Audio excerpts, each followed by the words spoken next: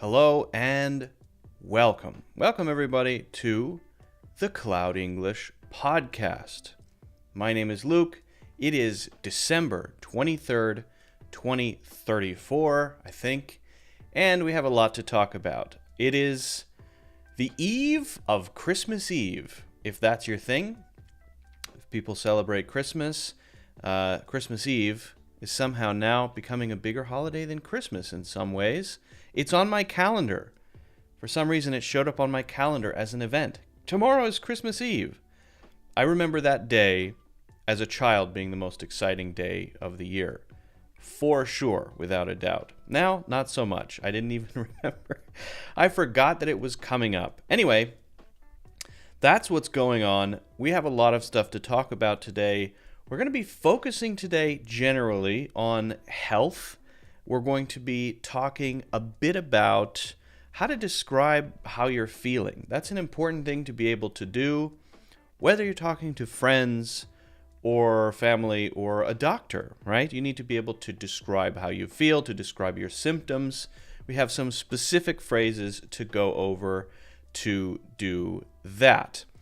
We are also going to be getting into fitness descriptions. What exactly is the difference, for example, between being fit or being in shape or getting in shape or being out of shape? Why are we even using shape at all? Yeah, that's a good question. We're going to talk about that. We're going to spend a little time talking about longevity. And then I do have a video I want to share that I think is an interesting demonstration of a modern English speech phenomena. And that is not so closely related to health, but, you know, it's just our theme for today. We're going to be talking about some other stuff as well. If you have questions and you're watching or listening live, pop those into the chat. I'll do my best to get to some of those. And if you're listening later, congratulations. More and more people are listening, either on Apple Podcasts or Spotify. I think those are the two main ones. So welcome, listeners. It's great to have you. You can follow or subscribe, subscribe and follow, I believe, on whatever podcast platform you like to use. The link to that is in the chat if you are not doing that.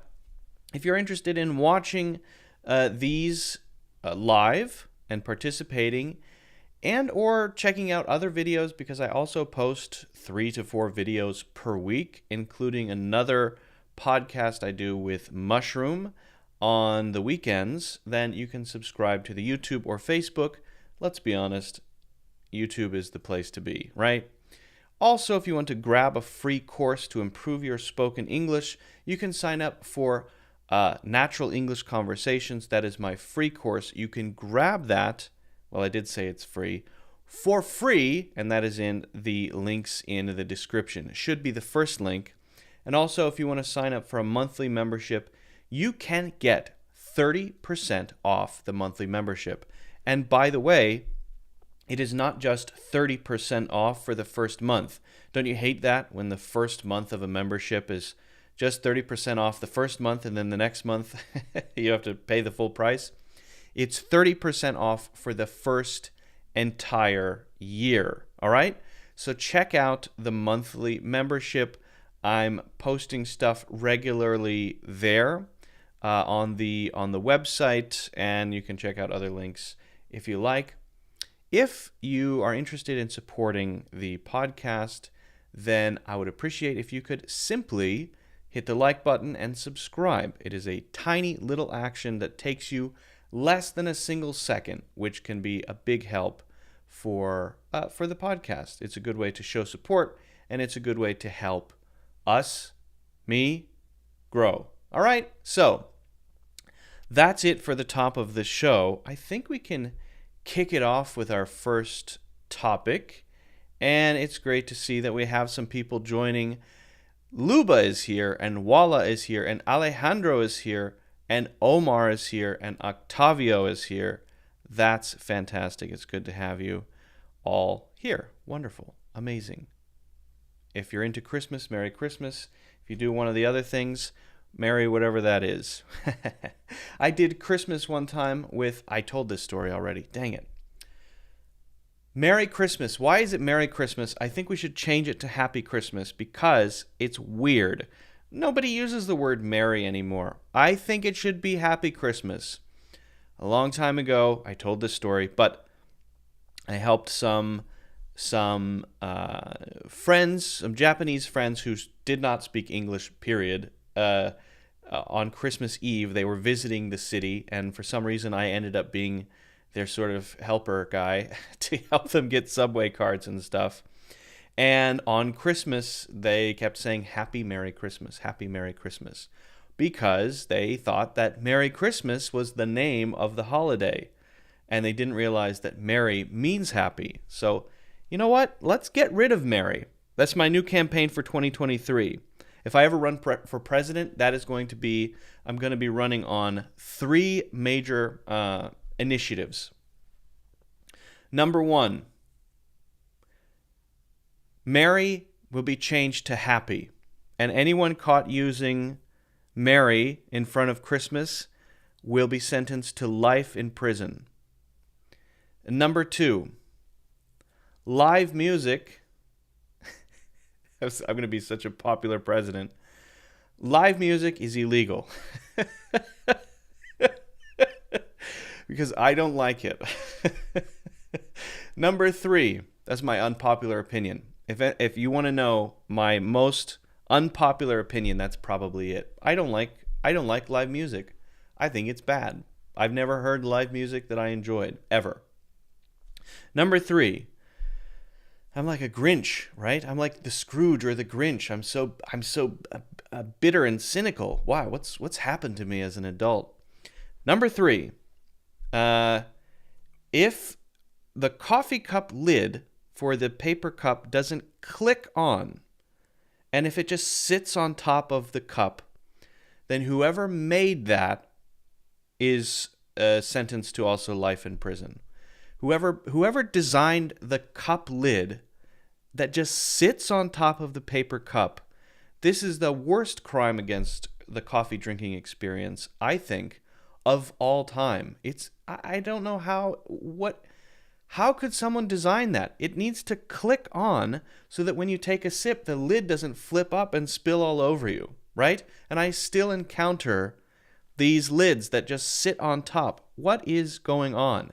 It's 2034, for goodness sakes. It's unacceptable. It's unbelievable. All right. Anyway, to business. Yes, some people are not agreeing that my initiatives are a good idea, and you know what? They might be right. I'm actually not too confident about those. Please do not elect me as President of the United States. I don't think that's a good idea. I will become a tyrant. I will be mad with power. And I will put all of the state budget, all of the federal budget into sort of my swimming pool and my mansion and my yacht and all of that stuff. So I probably wouldn't be a good leader. Anyway, so let's get into, and if you guys have questions, those viewing live, those listening live have questions, I'll get to those. If anyone wants to ask live questions, and you're in the Discord, just let me know. I can open up the office hours voice channel, and you can actually participate and ask questions. Okay, so I can happy to do that if you'd like. All right, but no pressure. People are scared to ask questions live. I know. All right, so let's hop into our first topic. As I said, we're going to be spending a little time talking about how you feel.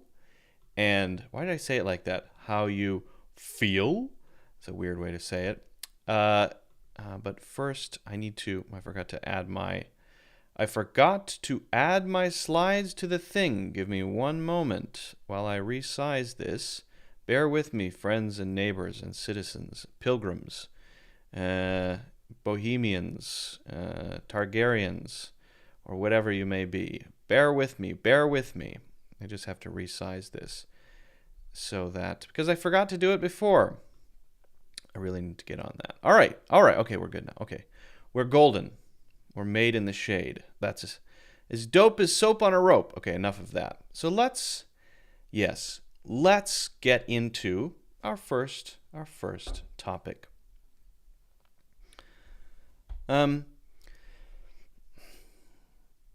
Whether you're talking to a doctor or a friend, family member, you need to know how to describe how you feel. Whether you're getting sick or you don't feel well or you were sick and you're feeling better, right? You need to be able to describe these different states. Now, why not just describe feeling great, feeling perfect? Because we often don't need to. We usually only talk about it when there's an issue. And when that problem is getting worse, and then when it's as bad as it can get, describing our symptoms, and then as it gets better. This is when we usually talk about how we feel, what we have, what's wrong, right? So that's what we're going to spend a little time on now. How do you feel? And we're going to start with simply I am and I'm, of course. I'm is more common than I am.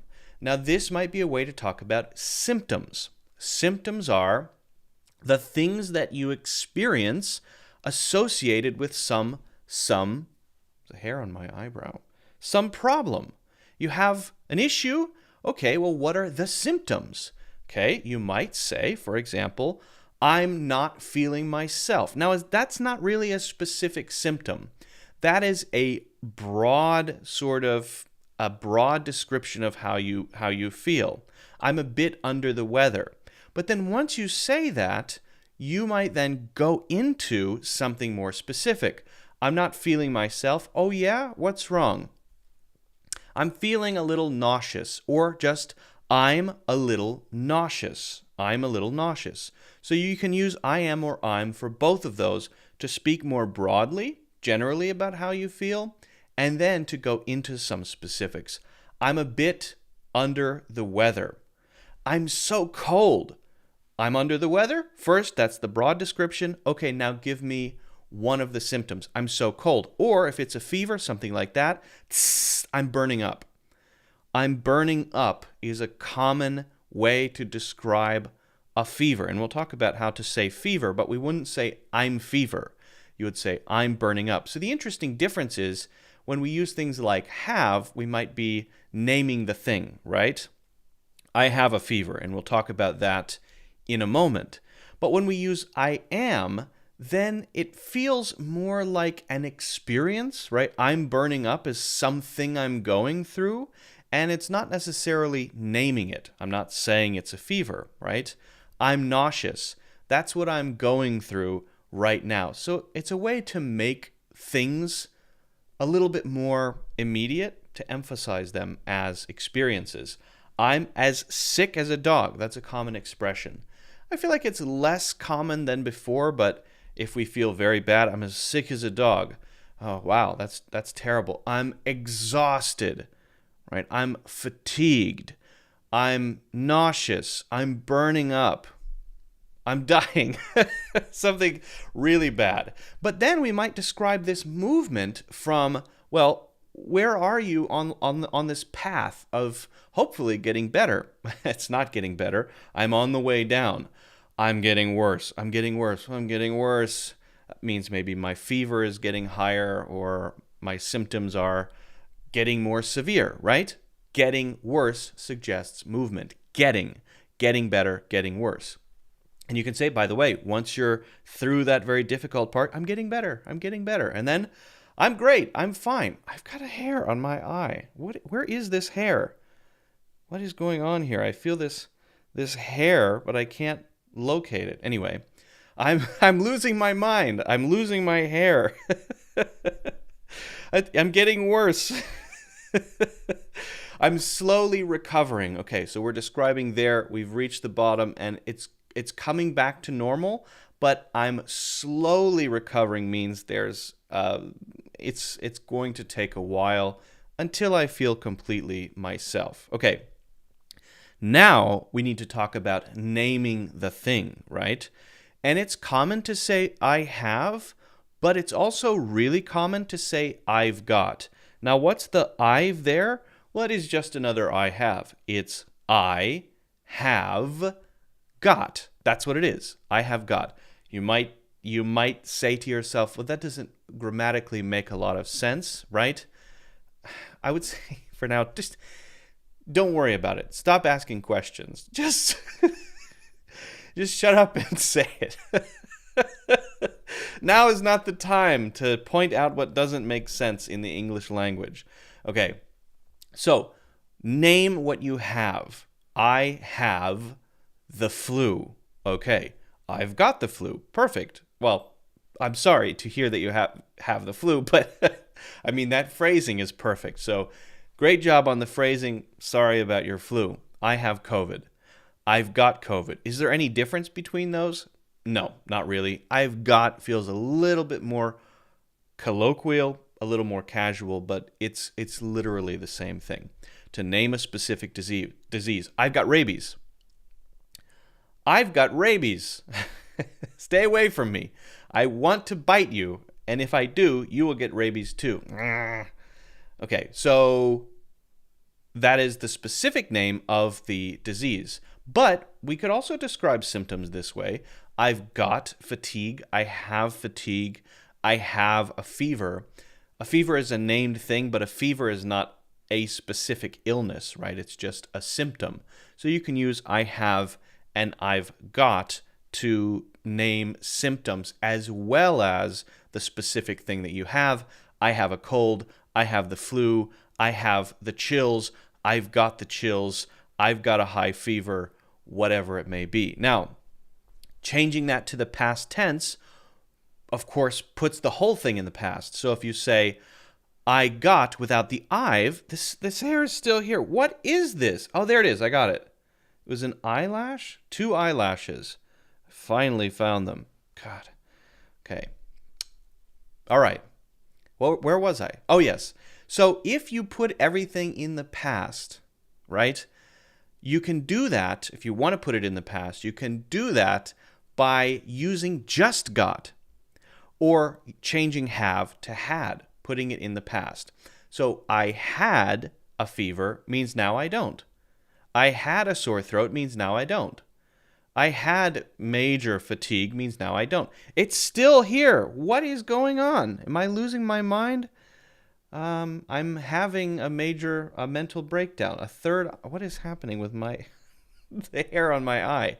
So you could say it, you could say had, or if you want to state something that you experienced that is now over, that is the name of an illness, you might say got by itself. Not I've got, but just got. So, I got COVID. Well, that means that you don't have it now, but you caught that. So that's kind of the meaning of got by itself is in the past, and it's sort of like caught. I caught COVID, I got COVID. In fact, got is probably the most common way to describe that. I got COVID. I got the flu. I got sick. All of that is in the past, okay? Now we want to experience, or we want to express the way that we feel, right? The experience of being sick. And this, or by the way, getting better, right? And the condition or state of doing that. I feel much better today. I feel pretty good today. I may be improving much better than before. That's your experience. That's a focus on the subjective, right? I feel back to my old self. This is a common expression that we use. If you feel back to your old self, that means here you were when you started, fine, and then you got sick, you got COVID, and then you experienced fatigue and fever and all of that stuff, mental fog. Maybe after you recover from the fever, you have a week or 2 weeks of just fog, which is what I had when I got COVID. And then slowly you improve, and now you're back to where you were before. So I'm back to my old self. Suggests that now all of the symptoms are gone. Every one of them are gone. Okay? But we don't have to just say I. We can say it. We can say my. It and my. So you're what? If you want to be specific and locate things on your body, my hand, my arm, my throat, my head, my ears, my body, my soul, my eye. Another one. What is happening? Am I just shedding different eyelashes, or what is going on? So to locate things, my is a really, really useful sort of my something is a really useful way to talk about not everything, right? But a specific part of the body or some kind of specific thing. My whole body aches might be a way to, locate it to your whole body, but kind of emphasize that it's not just my joints, not just my chest or my neck, my whole body. And then it feels a lot better now might be to answer a question. Instead of, how's your throat feeling? You know, I had a sore throat before. My throat was so itchy. It feels so dry and itchy. And then you say the next day, how's your throat feeling? Instead of saying, my throat feels a lot better now, I might say just it. It feels a lot better now. It's feeling a lot better now. So that's also very common. Finally, what are we able to do or not able to do, depending on whether we're getting better or getting worse, right? This is a way to talk about the impact of maybe an illness, of catching the flu, of getting sick in some way, whatever may happen, maybe an injury, you could say, right? If you get injured, what are you able to, or what are you not able to do because you got injured? How about this? I can finally breathe again. Early in COVID, people described having trouble breathing, catching a full breath, and now they feel that they can again, finally, after a few months, I can finally breathe again. Or maybe they have serious asthma, and you get an inhaler, and I can finally breathe again. Before, you couldn't. You had some issues with that. I can move around the house, maybe means you had a serious injury or major fatigue. Before, you were just laying in bed, you couldn't move, you had no energy, and now you're able to at least move around the house. And you could add finally there too. I can finally move around the house. Or how tired are you? Well, I can move around the house, but I can't really go out for a walk or anything like that. I can't even get out of bed. So this is to emphasize how severe something is. I can't even get out of bed. How bad is your injury, right? You hurt your leg, you hurt your back, something like that. How bad is it?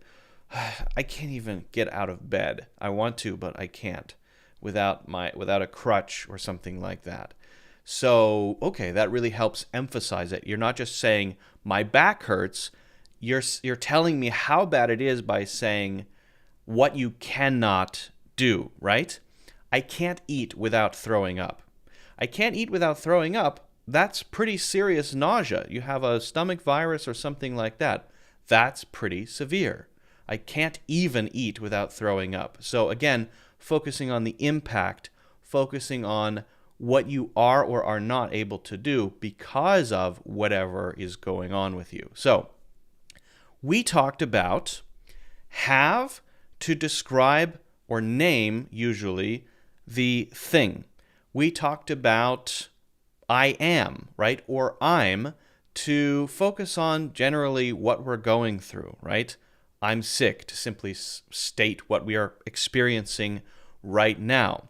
We talked about I can or I can't, to say what we are or are not able to do. And we talked about having something. I said that one. We talked about feeling something, I feel or it feels, to emphasize the experience, right? To focus on pain or getting better, for example. If you have any questions about this, let me know. It's not that hard once you know those beginnings, and you just have to practice using it. So any questions, let me know. And if you want, you can check out my full courses in the links in the description. Get a free course, Natural English Conversations. And also, don't forget to hit the like button and subscribe. Okay. So, what is going on with... Am I imagining that there's a thing on my eye Or, yes, there is. There's a hair. Oh my God, that's insane. What? That's what I was feeling. A hair has grown out. I don't know if you can see that. Horrifying. A hair had grown out underneath my eye. What? Oh my God. Weird. Very weird. Very strange. Sorry if that grossed anyone out. I feel confused by that. Okay. Now, if there are any questions, I'm happy to answer them. My current mic setup is not great for drinking coffee, I'll be honest. I have to sort of pass it under the microphone or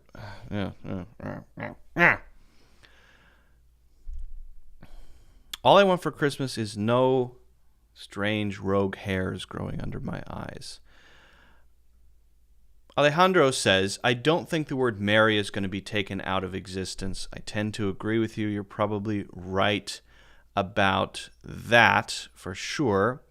You want me to answer the word snob? All right. I think that's actually a good one to talk about.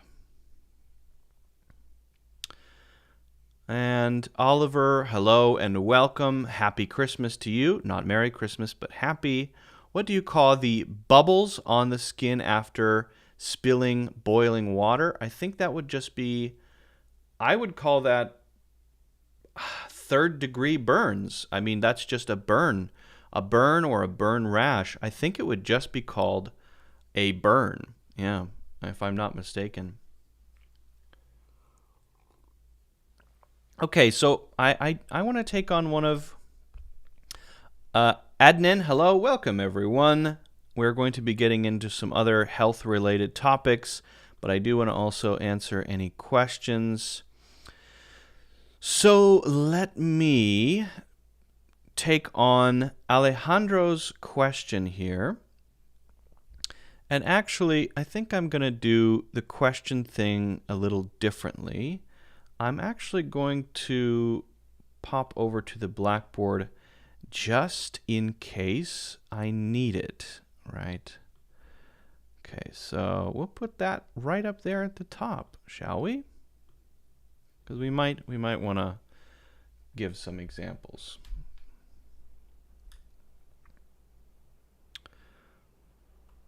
Can you hear that? I don't know if you can hear the rain. Oh, my eye feels much better now. That was traumatic. It was a traumatic experience with the. You know what? Hold on. I'm gonna move my mic setup a little bit. I'm feeling a little bit encumbered, so bear with me for a second. I'm gonna move this. Is that all right? Let me just do a quick sound check. Remove that cat hair. I'm plagued by hairs today. Testing. Okay, we're good. Hallelujah. This is better. This is what I'm used to. I like this. Okay. Okay.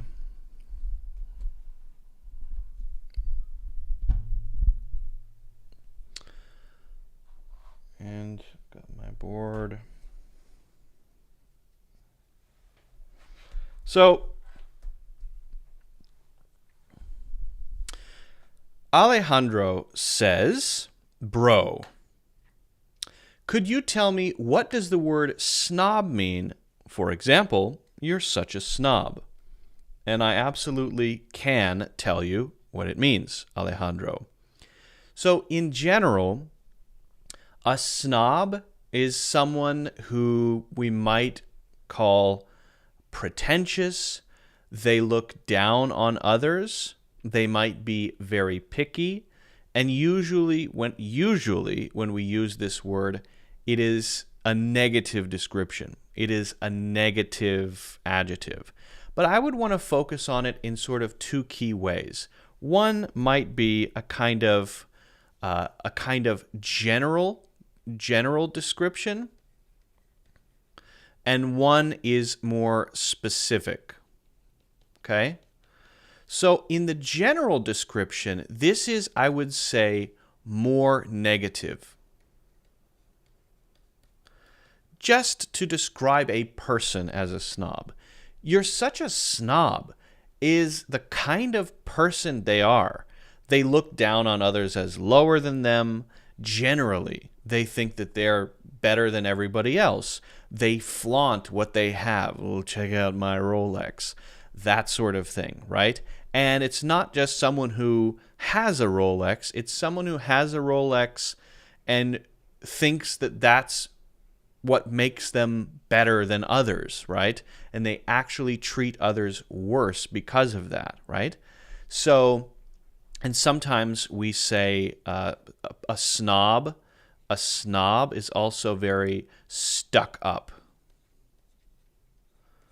Stuck up. You have your nose in the air and you're looking around at others as though they are but peasants in your presence. Peasants in your presence, right? You're such a snob. You're so stuck up all the time. The opposite of this would be what? Probably down to earth. So I would want to emphasize that it's all about the attitude and the treatment of others and not necessarily in what someone has or their quality of life. You always hear about Keanu Reeves, who's very wealthy. He's got probably hundreds of millions of dollars and probably, a mansion. I don't know where he lives, and a bunch of fancy cars. But people always say that when they meet him in person, and of course I don't know if this is true or not, he is very down to earth, right? So down to earth is the opposite. Down to earth. And this is someone who is humble. This is someone who doesn't like to show off. This is someone who maybe has a Rolex because they like Rolexes, but don't think that that makes them better than others, and don't criticize people who just wear, I don't even know, Casio watches or something like that. Oh, you have a Casio? Too bad it's not a Rolex, right? That is snobbish behavior, and sometimes you do hear people say snobbish. And the opposite would be down to earth. Yeah, he's got a mansion and a Rolex and all of that, but he's still very down to earth. So again, it's not what you have or don't have, it's about the attitude. It's all about how you treat others and how you behave. But then there's something a little different, which is a bit more specific, and that is a something snob. Okay? This is not as negative. This might be a little bit more like picky, or maybe sensitive. Picky or sensitive, I think, would be a good way to say it, right? So, you often hear wine snob, a wine snob, or something like that, right? Or a slob, that's different. A snob when it comes to, I'm a bit of a slob. Why do I keep saying slob? That's a different word. I'm a bit of a snob when it comes to coffee. I'm a bit of a snob when it comes to chocolate. I'm a bit of a snob when it comes to clothes. I'm a bit of a snob when it comes to watches.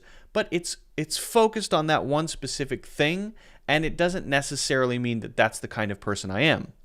You can be a wine snob, but still very down to earth and humble.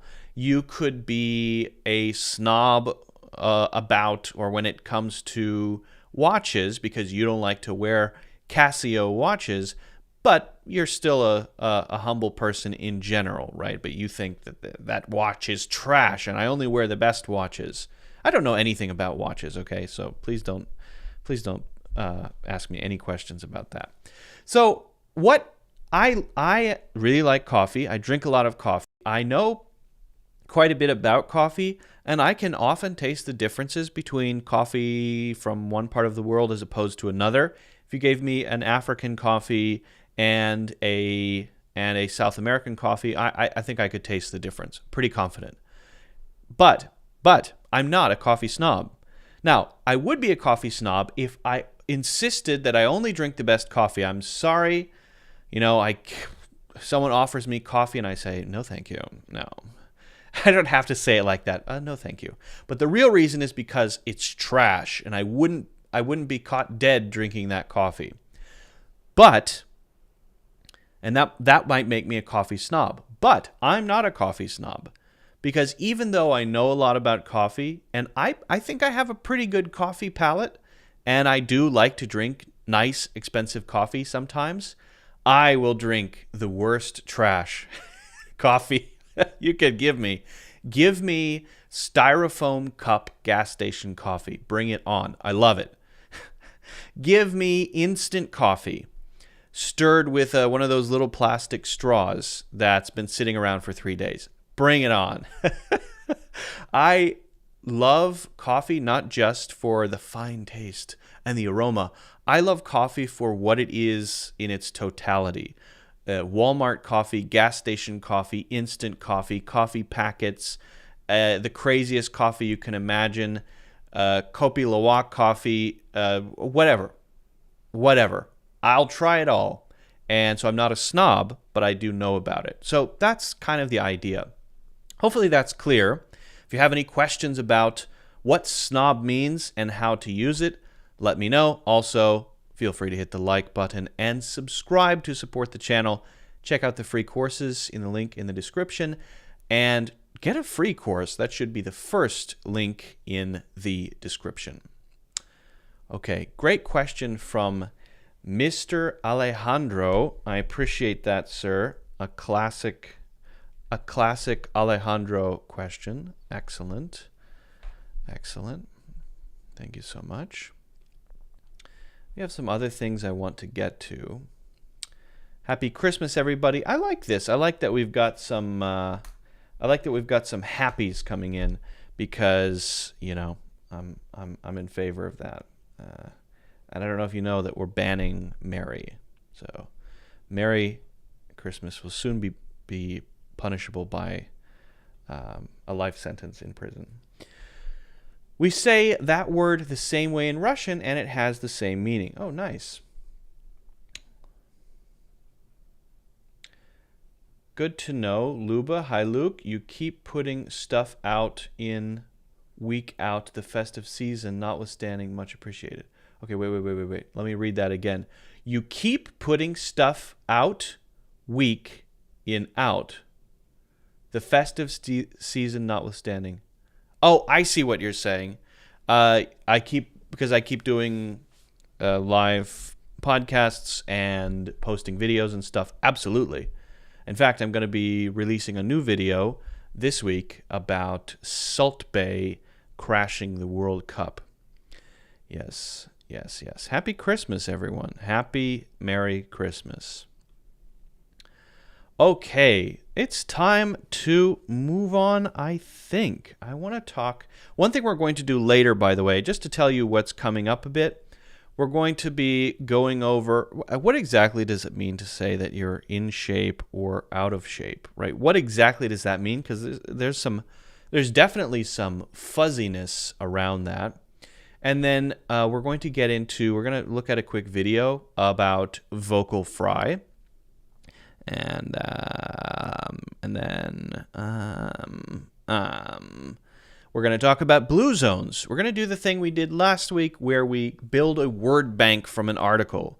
I think that's a great way to discover words, and we're going to try to make that a regular thing. So that's what's coming up today. Again, thanks for joining, everyone. It's great to have you here. And let's get into the next topic. Maybe a little coffee break first. So I have I have actually several ways to make coffee at home, but two common ways that I make coffee at home. One is a Keurig, you know, the little machine with I don't know if you're familiar with that. It's got what are called K-cups, and you pop those in. They're little pods. Push the thing down, push a button, and it makes you a little cup of coffee. I also have I guess you could call it, fancier way to make coffee. I have an espresso machine at home. Recently, my espresso machine caught on fire and melted inside. I smelled plastic, and so I immediately unplugged it. I called the company that manufactured it. They sent a box I packed it up in the box. I shipped the machine to them. They paid for the shipping. It was returned to me repaired about a week later, and now it's there. But now I've accustomed myself to just drinking the Keurig, so I haven't even used it. You do get maybe a better cup of coffee with espresso because it's going to be a bit stronger, and there's a bit more. The flavors are a little bit more interesting with espresso, maybe an Americano, for example. But I'm enjoying the Keurig again. I'm enjoying the Keurig coffee. I like to get the Starbucks Keurig K-Cups. That's usually my go-to. All right. So let's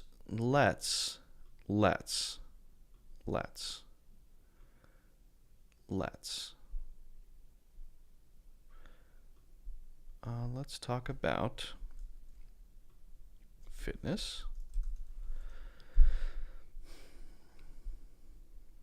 So we're going to hop over to the blackboard.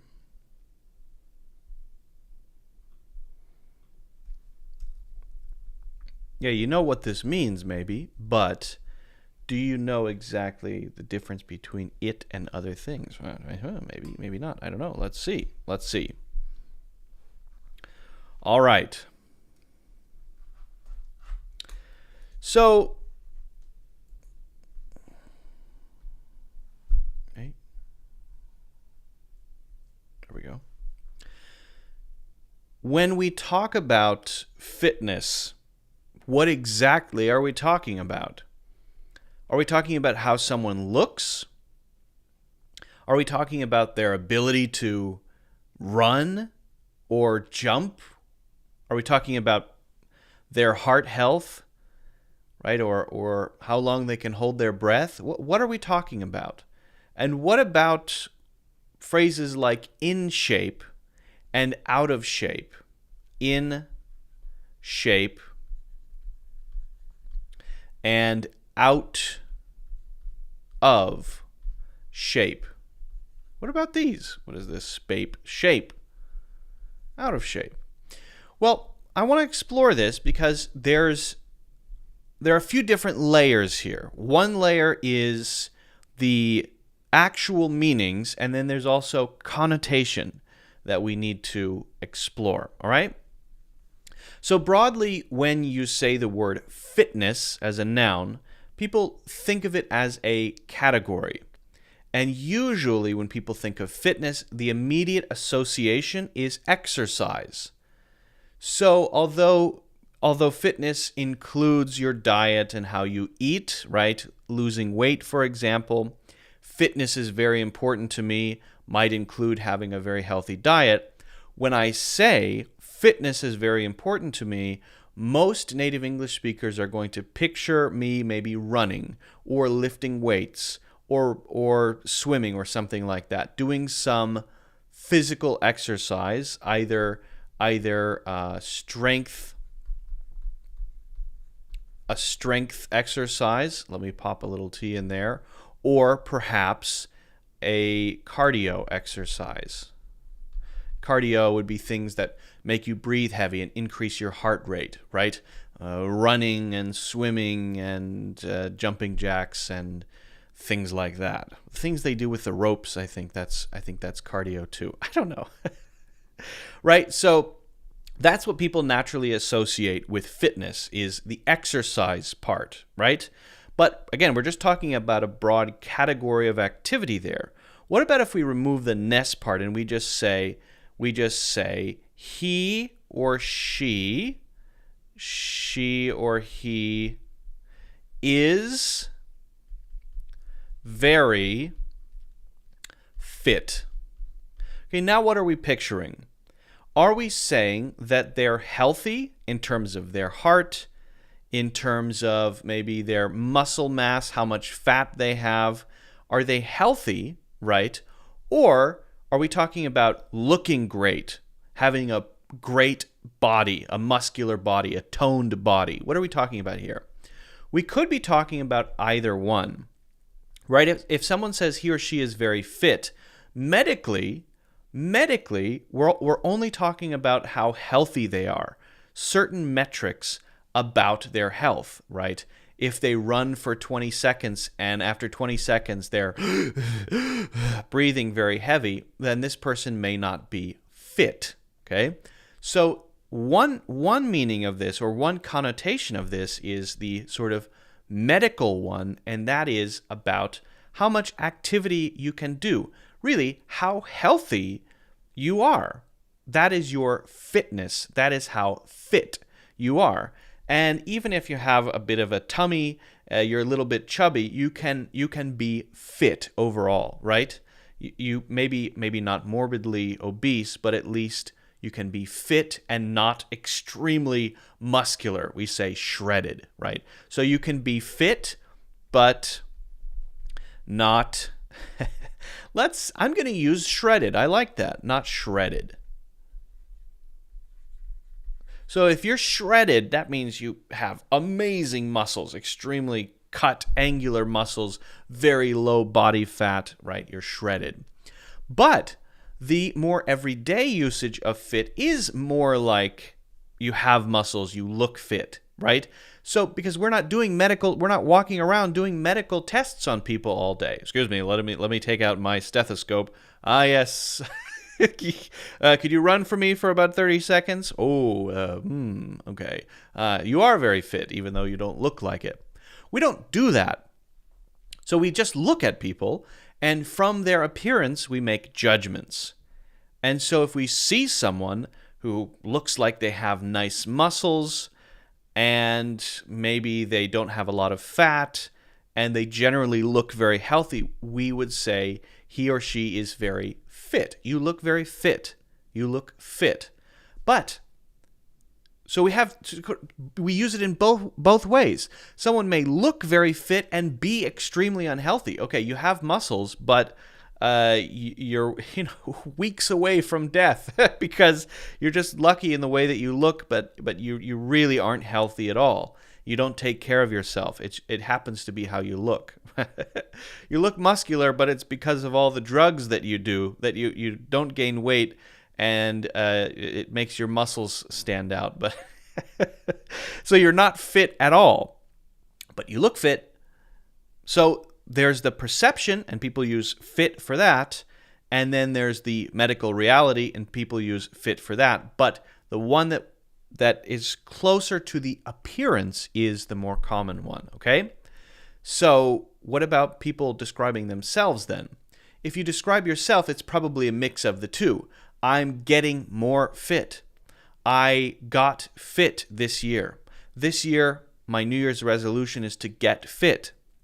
Because it's about ourselves, we know what's going on inside of our bodies a little bit because of how we feel, and we know what we look like or we want to look like. So by saying I want to get fit, it probably both means, the way people usually use it, that I want to be healthier, probably. I want to have a healthier heart. I want to feel good, right? I don't want to get out of breath when I walk up a flight of stairs, and I want to look better. I want my muscles to be a little more pronounced or more toned. I want to maybe lose 20 pounds. So getting fit might mean both there. So you can see that, although they have the same meaning, we're using it in very different ways here. Now, what about in shape and out of shape? They mean the same thing. If you're not fit, you are out of shape.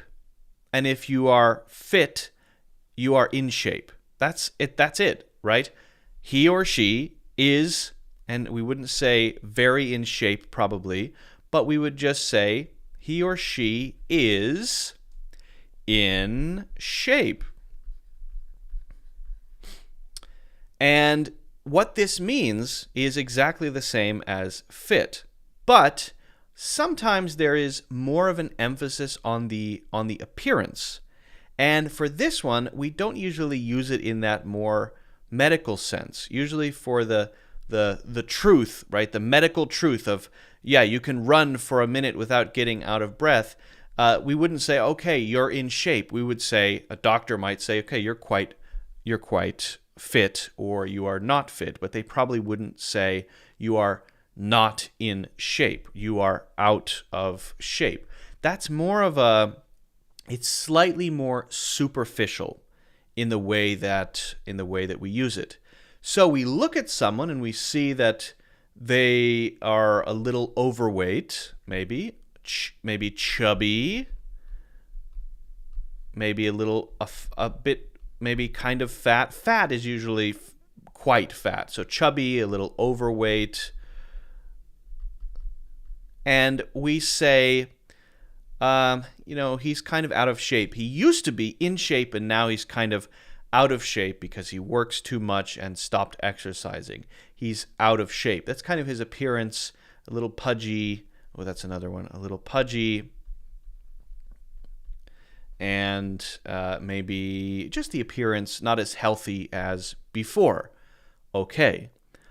But when we go back to the person talking about themselves, they then might be talking about themselves as in shape and out of shape, either to focus on their appearance or to focus on their health.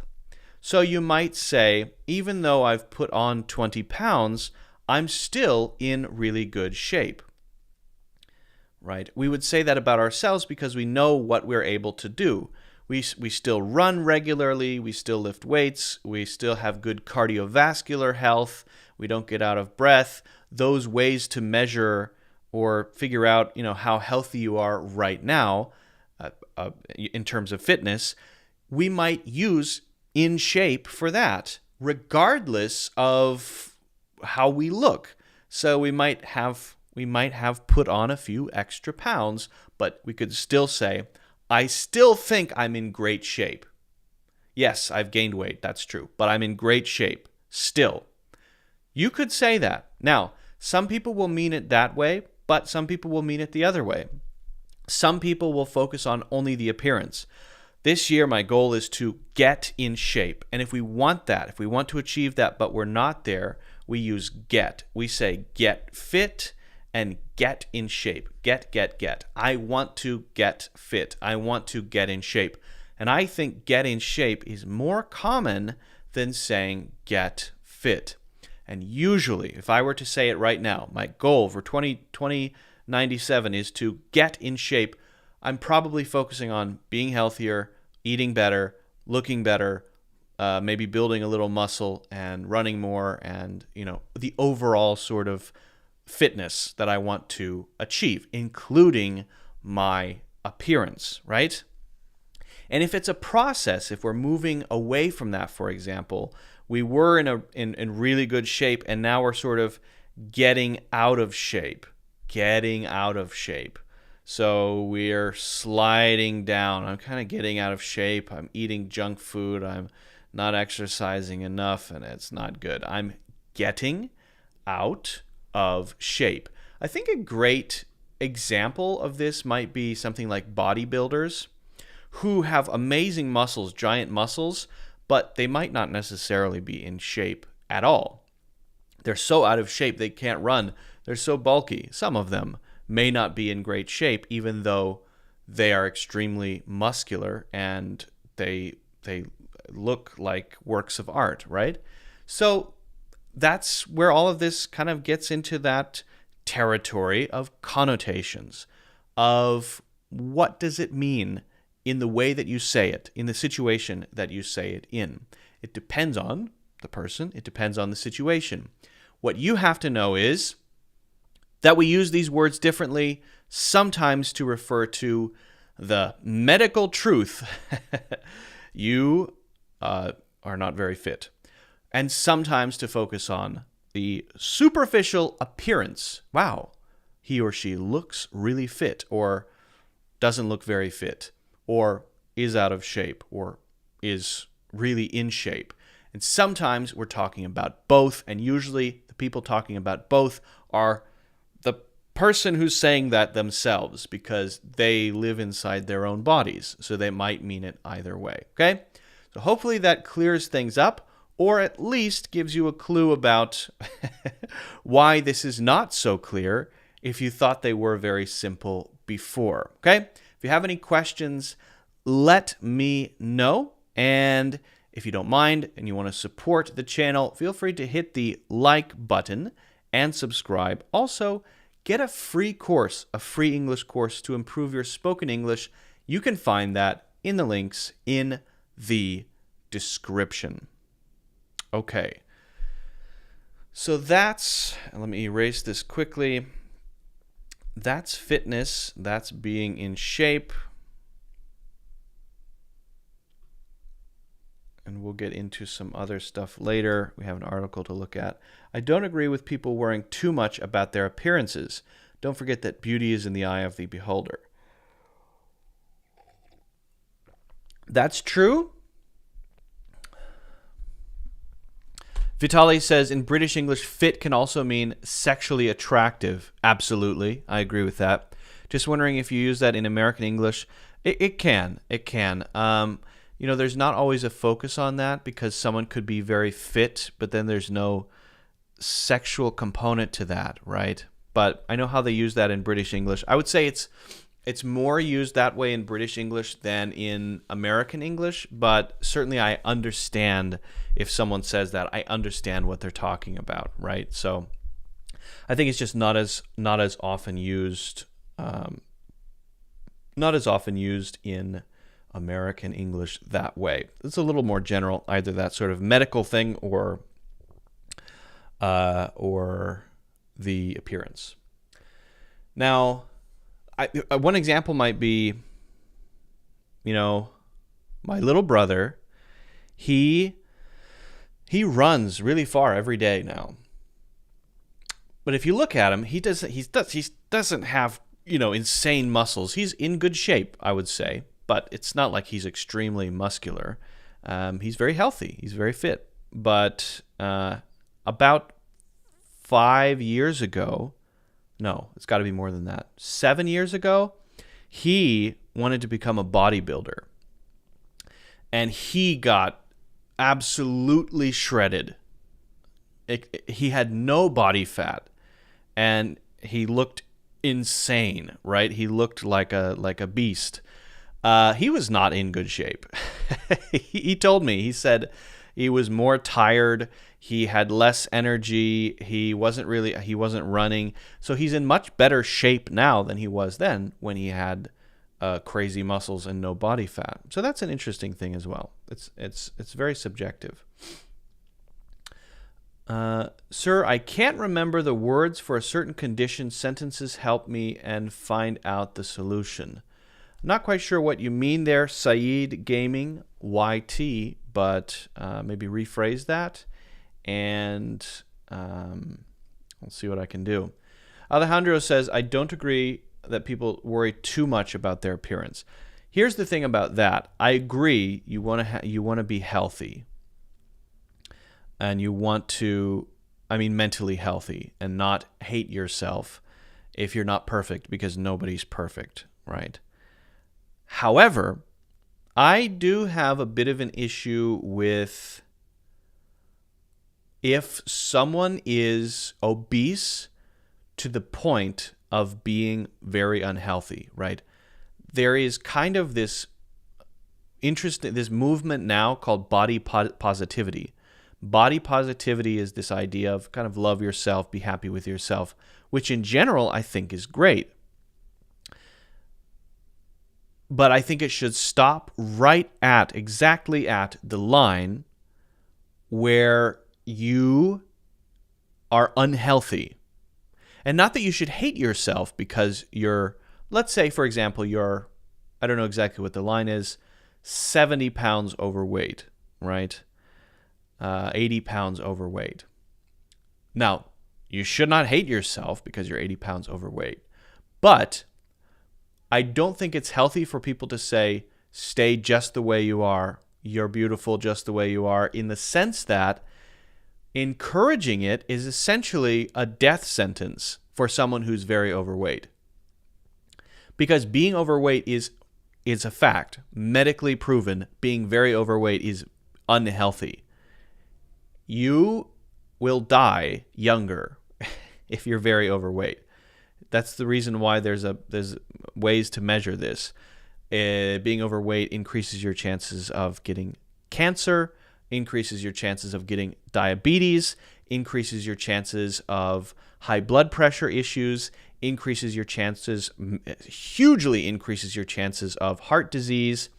It is a killer I'm talking about medically very overweight to the point where it's causing you health problems. Look around sometime. Do you see any 300-pound 90-year-olds? No, you don't. So I think that's where the body positivity thing is great, but then also, if someone around you is very overweight, I think it's okay to support them in losing weight, and not to try to discourage them from losing weight. If you care about them, just imagine that they smoke 2 packs of cigarettes a day. You would not say, that's great, I love that for you.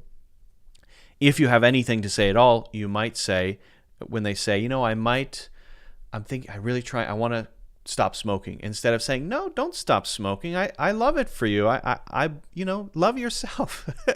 Smoke away.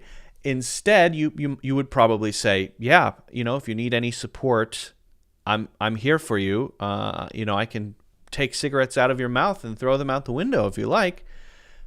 We all recognize nobody thinks that smoking is healthy, right? But there is now an idea that you're not supposed to be supportive of someone who realizes they need to lose weight necessarily, because then it might be criticizing who they are as a person and making them not love themselves.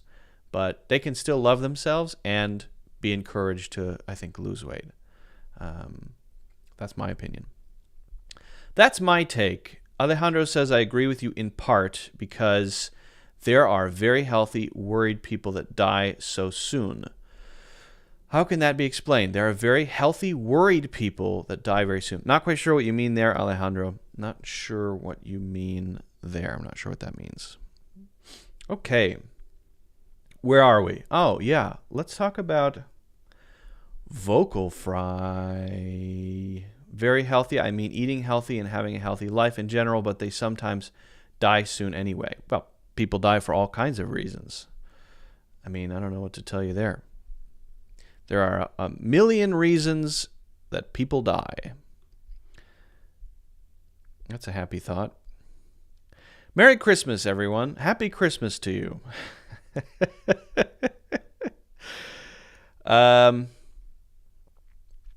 So I want to show you a video. Yes, I know, but there are controllable things and not, right? Yes, there are a million reasons that people die, but if you have control over one and can make it less, you should take action on that. Like smoking. The reason people encourage you to quit smoking is because it's something you can choose not to do, so you probably should. And if you're doing drugs, that might be one too, or drugs that damage you, right? Getting hit by a truck or something, that's just an accident. It's a freak accident. So yes, people die of many reasons, but it's generally a good idea to, if you want to live longer, those which you have control over, try your best to control them so that you can be healthier longer. Right? People die all the time. You might get hit by a truck, so why not be fat? I don't agree. That doesn't make sense. Yeah, I don't see what's the difference between a food addiction and a drug addiction. There's no difference. There's no difference in my opinion. Okay. So we're going to talk about a video.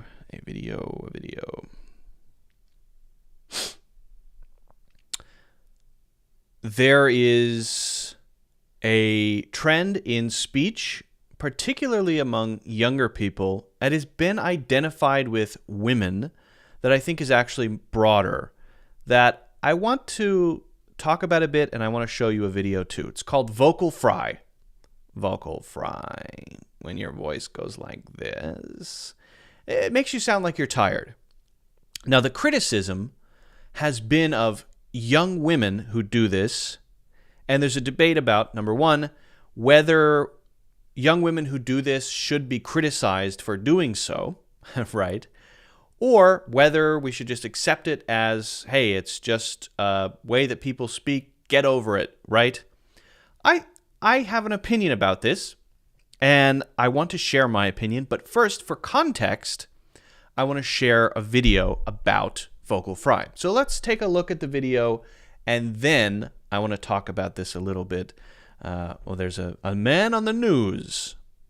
Linguists call it vocal fry. We should do a remake of Charlie's Angels. That throws. You hear that? That's what they're talking about. Charlie's Angels. That sort of stereotypical Valley Girl sound. It has been associated with the Valley Girl way of speaking. Like, my God, that kind of sound. It annoys me. I have to admit, okay? It's a pet peeve, a bit of a pet peeve. But I think there's another way to see this that this video is not quite getting, but I think it is still a good setup. Crackly voice used by some of today's biggest pop culture stars You have to dress so you can make a quick getaway. can, according to some studies, cause cracks in the career paths of young women by making them sound less competent. So it's pitch. Less confident. So if you use vocal fry, people are saying it's a way of speaking that signals a lack of confidence. If you have it, it signals a lack of confidence. And that may be the case. But if you listen in modern, particularly modern speech among people under the age of, let's say, 40, you hear it a lot. You hear it all the time. Debate about vocal fry has been simmering for years. And then it's also the affectation, which is the fry and up talking. That's perfect. She nailed it. The fry and up talking. Great.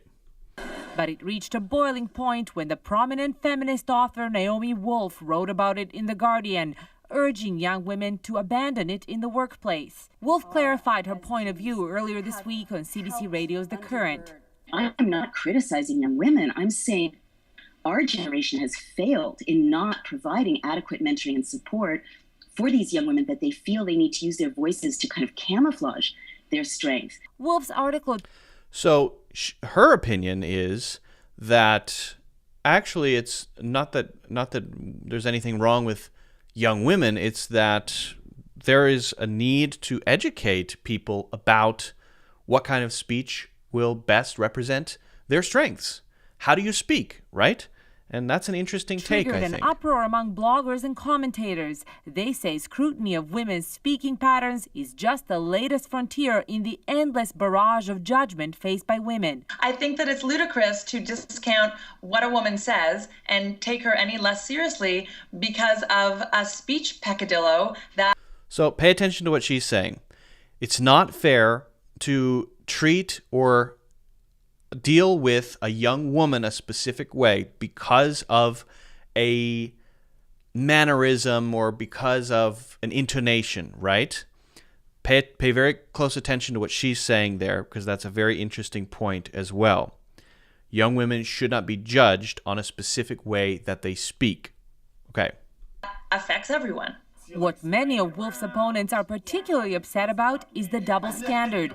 Men, they say, are affected by vocal fry. Double standard meaning, hey, why are you... Men do this too. Why not? Why are you criticizing women? Valid. As well, so why not tell them to drop it to sound more professional? Still, Sklar is hopeful something good could come of this debate. And then we get to the point where we say, okay, we recognize that there are certain elements that are useful to consider for presentation, for operating within the business world, all of that. But we just want to see those same criteria applied to men. Yeah. Right. Until then, vocal fry debate is on the front burner, shaping how women's voices are perceived in the workplace and beyond. Deanna Sumanak-Johnson, CBC News. So, what is going on with vocal fry? Why are women being criticized for having it? And, you know, what does that mean in the language, in the English language? First of all, it is not just women.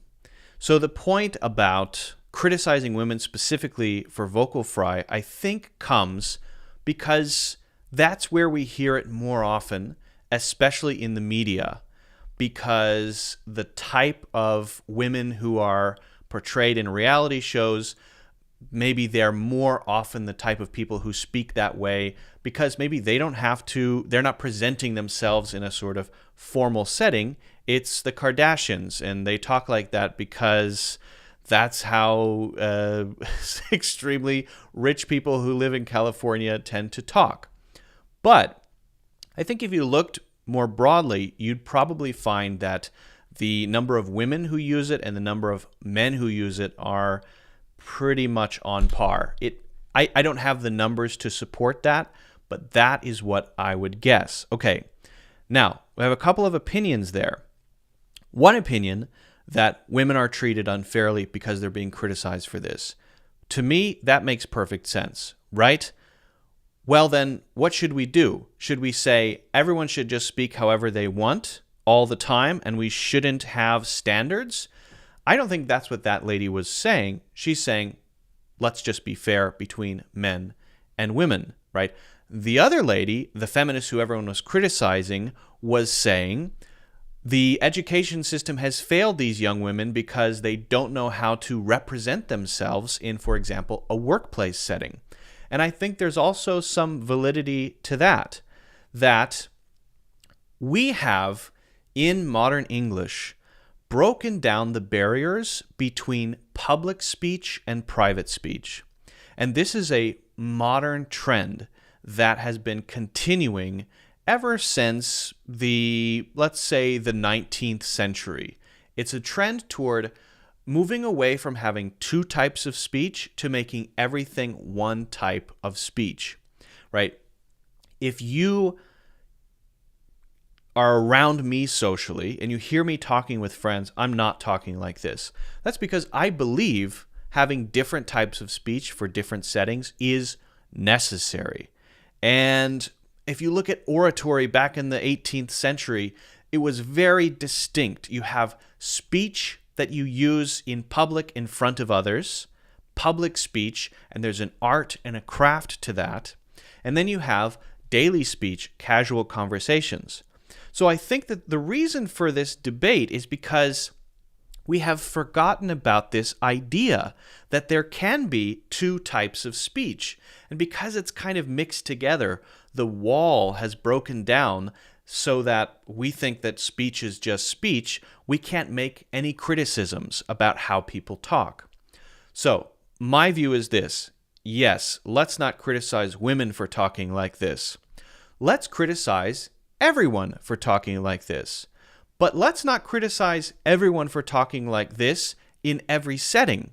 Let's criticize or educate people who talk like this when they're trying to be effective communicators.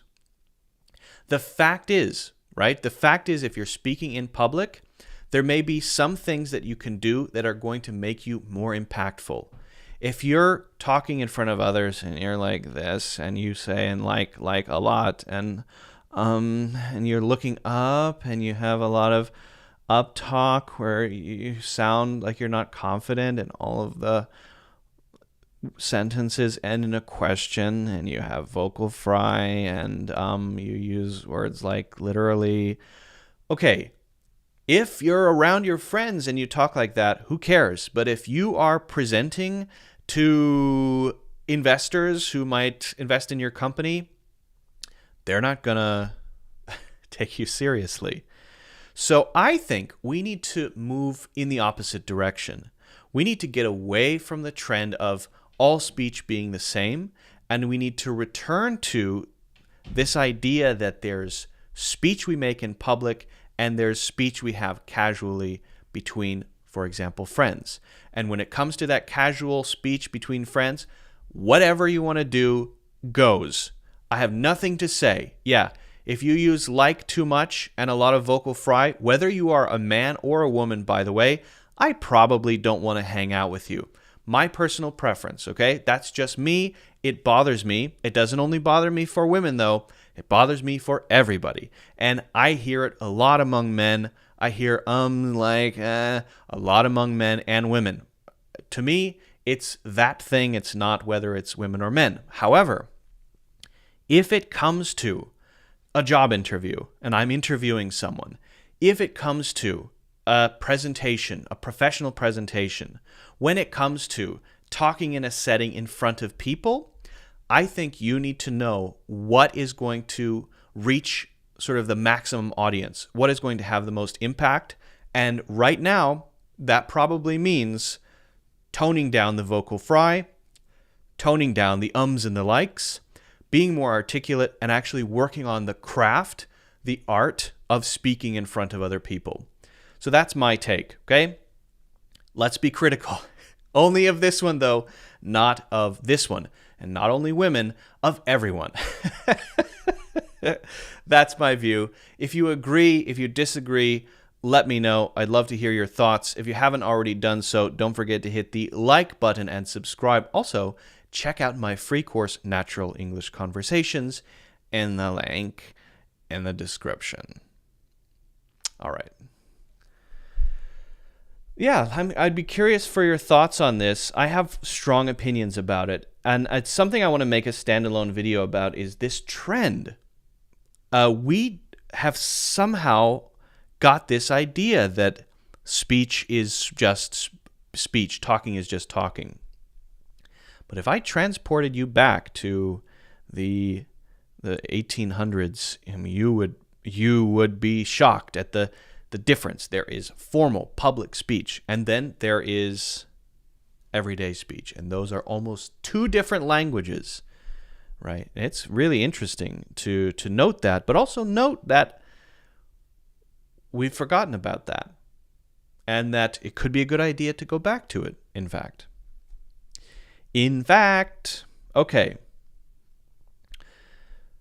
So, if there are any questions, by the way, if anyone does want to pop into the voice chat and ask any questions or has any thoughts about any of the stuff we've talked about so far today, just let me know in the chat and I will open up the voice channel. If not, I won't do that.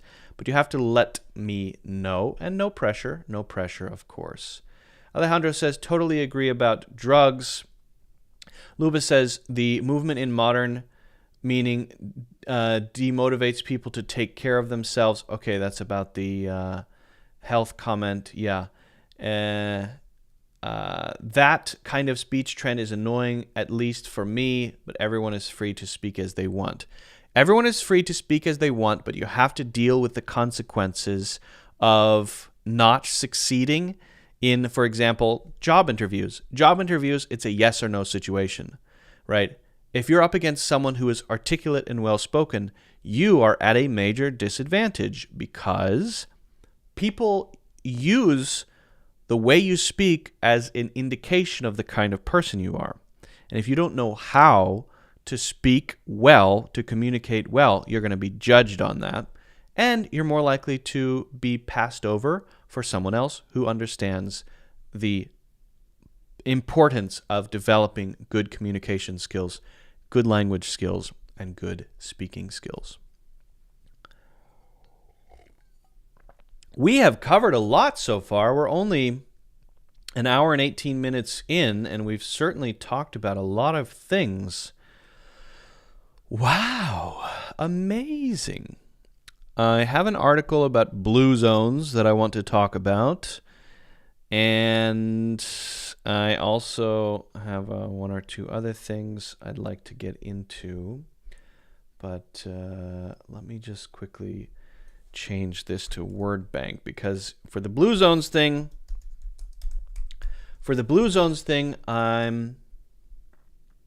we're going to be looking up words. Articles are a great way to learn language. Yes, they are. Yes, indeed. All right.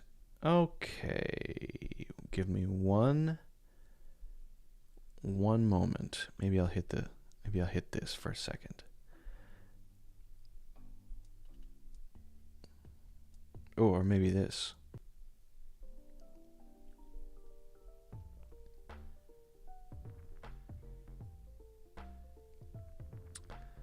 Hello, Mohammed. It's been a long time. Oh, Mahmoud. Sorry. Hey, Mahmoud. It has been a long time indeed. The legend. The legend has arrived. Excellent. Give me one moment. I'm just doing something quickly. Greetings from Mauritania. Greetings. Hello. Greetings. New people, if you'd like, you can join the Discord. That is free. It is a free English learning community. I'm going to call it more of just an English community. Right now, I'm not sharing too many learning resources. I'm not doing a lot of hard work in there. I'll be totally honest with you. Right now, it's sort of a whatever happens, happens situation. But there are some good chats going on. People are sharing some interesting stuff. So if you want just to have an English environment that's relaxing, that's kind of fun, where people share stuff and have conversations, that could be a cool place to practice your English, particularly your written English, but definitely worth checking out, I think. As I mentioned, it is free at the moment. If at any point I ever go to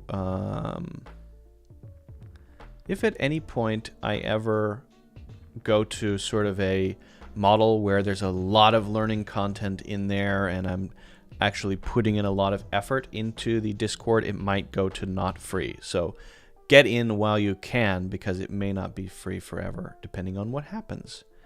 Why did you change the name of your channel? I'm just trying stuff out, so we'll see how it goes.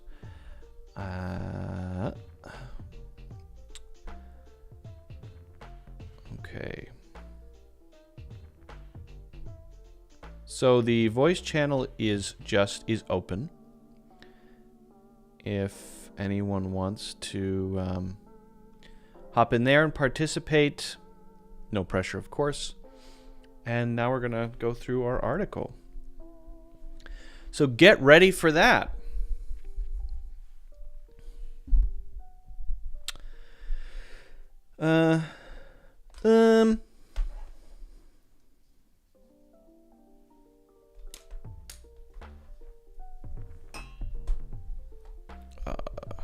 Okay.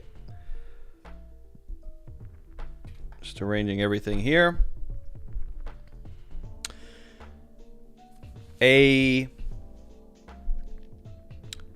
blue zone is a place in the world where there is a relatively high percentage of centenarians, meaning people who live over the age of 100. And generally speaking, these are areas where people tend to live longer than in other places. And they've been studied for the lifestyle habits, the dietary sort of habits that people have in those places. In other words, what is it that makes them tend to live longer in those places? And it's interesting. So we're going to go over an article about blue zones. So you might learn some things about longevity. It's a topic I'm fascinated in, living longer. And we're also going to do a word bank. So we'll be hopping over here and I will be writing down terms and phrases from the article. It's a great way to learn English. It's a great way to learn new words. Why is that? Because it's contextual. When you learn in context, you learn better. You remember how it's used. You're more likely to be able to use whatever you learned more easily in your daily life. Okay? So what we're going to do is go through this. We're going to go through the whole article. So I hope you're ready for the adventure. Let us hop into it. All right? So, blue zones. The article is from HoustonMethodist.org. And the name of the article is 9 Reasons People in Blue Zones Live Longer, Healthier Lives. Okay? The article is from August 16th, 2022, and the author is Katie McCallum. So here we go. We all want to live a long, healthy life.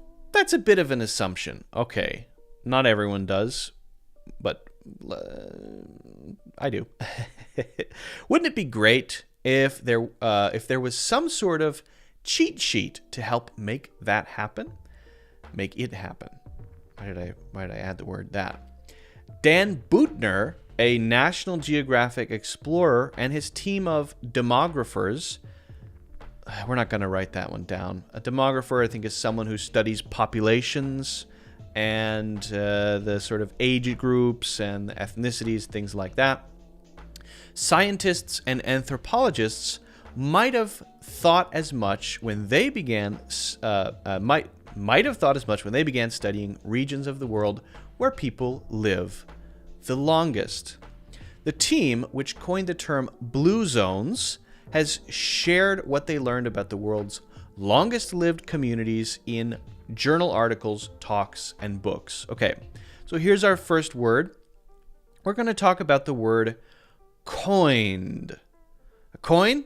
Like a dollar? What is this? Okay, let's talk about it. So our first word is coined.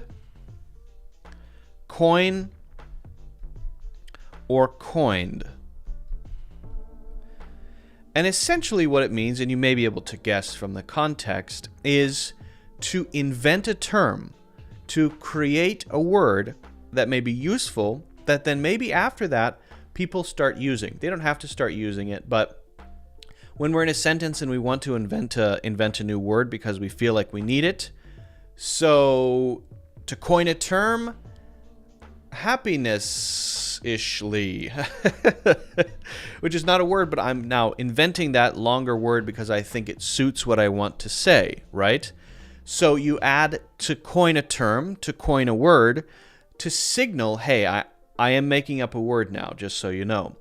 In the context of this article, it's the team which coined the term blue zones. So it's saying where this word comes from. Blue zones did not exist before the team created this term, right? And now we have blue zones. So we know where the source is, essentially. The source of the origin of this term blue zones, which again is the way to describe populations, areas of the world where populations tend to live longer. Okay? What are blue zones? Blue zones are areas of the world where people live the longest, consistently reaching age 100.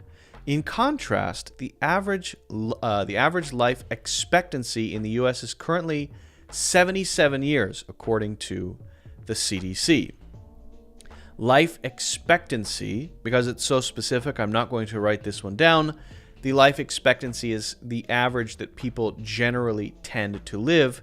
Not that many people don't live longer, but it's averaging everybody. So all causes of death, which includes obviously things like car accidents and parachuting accidents, skydiving accidents, right? Buettner and his team identified 5 such blue zones.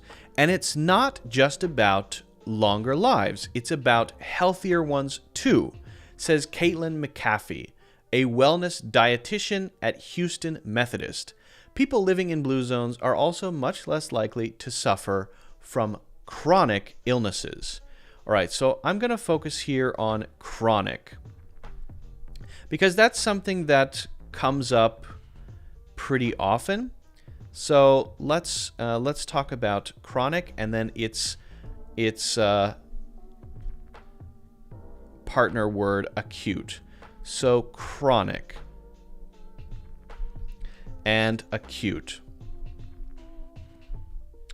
If you're experiencing chronic pain, that means it lasts a long time and maybe indefinite, and the cause is probably deep, maybe some kind of illness.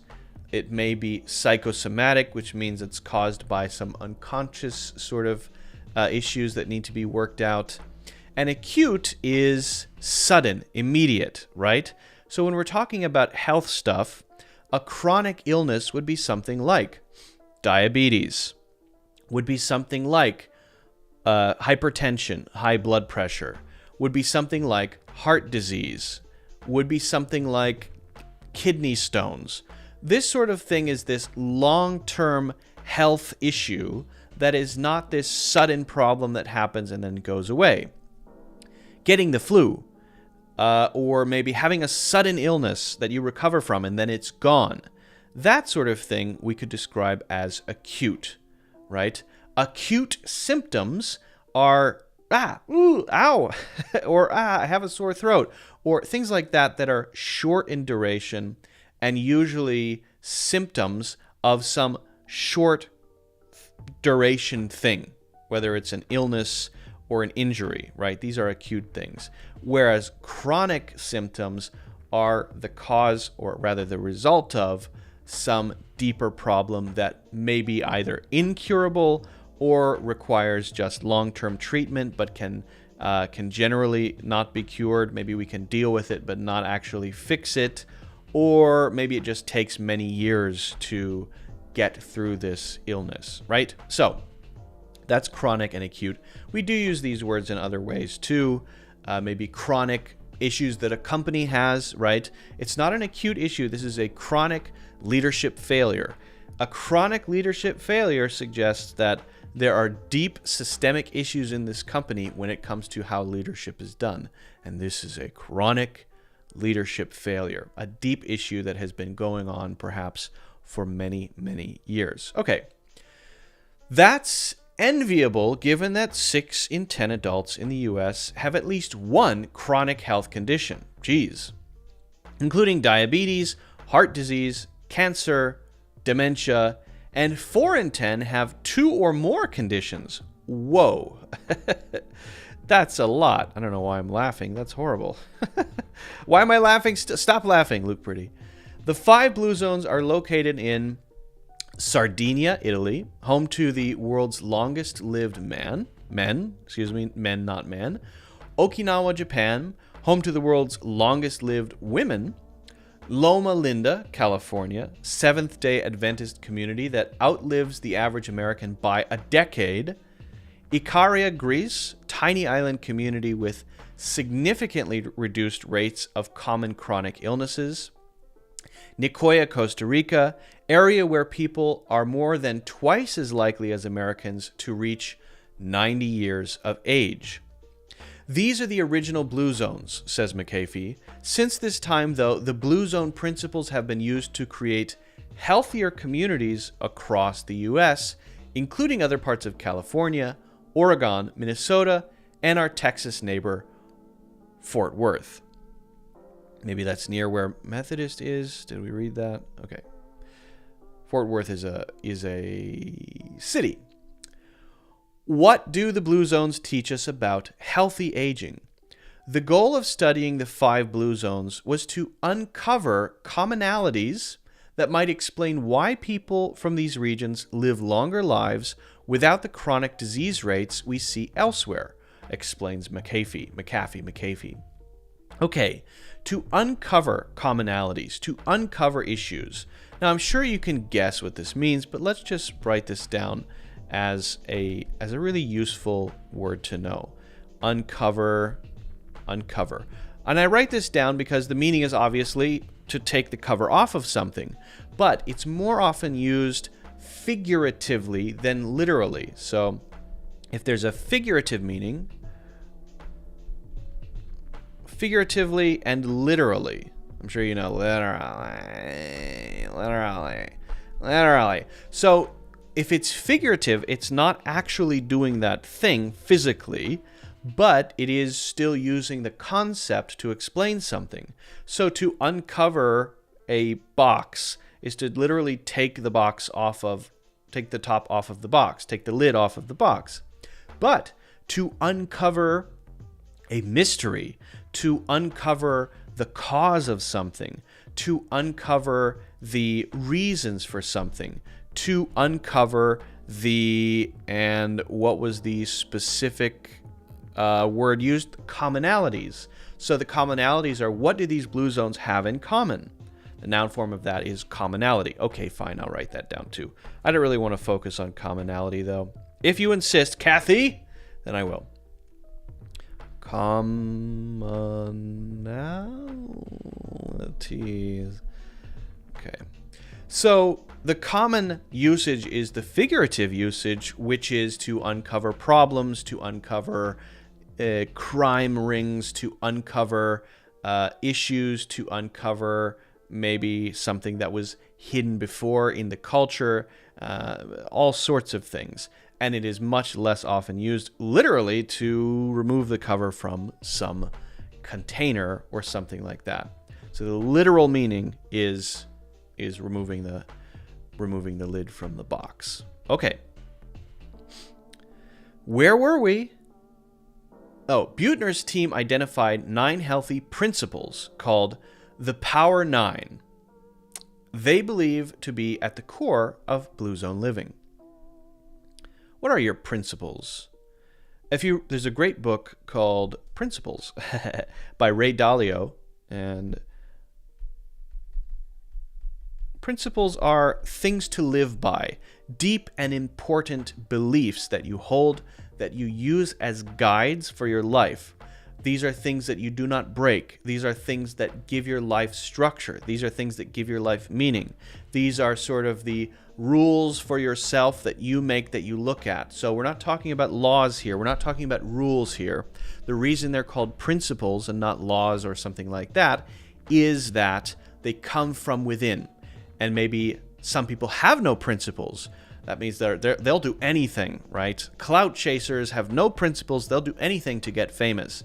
But if you have some often core principles, some deep principles, then people may trust you. You may be reliable. There are things that you believe in that you have come up with yourself, which are important to you, that help you guide yourself forward throughout your life. That's a great book by Ray Dalio called Principles for Life and Work. It's a really great book.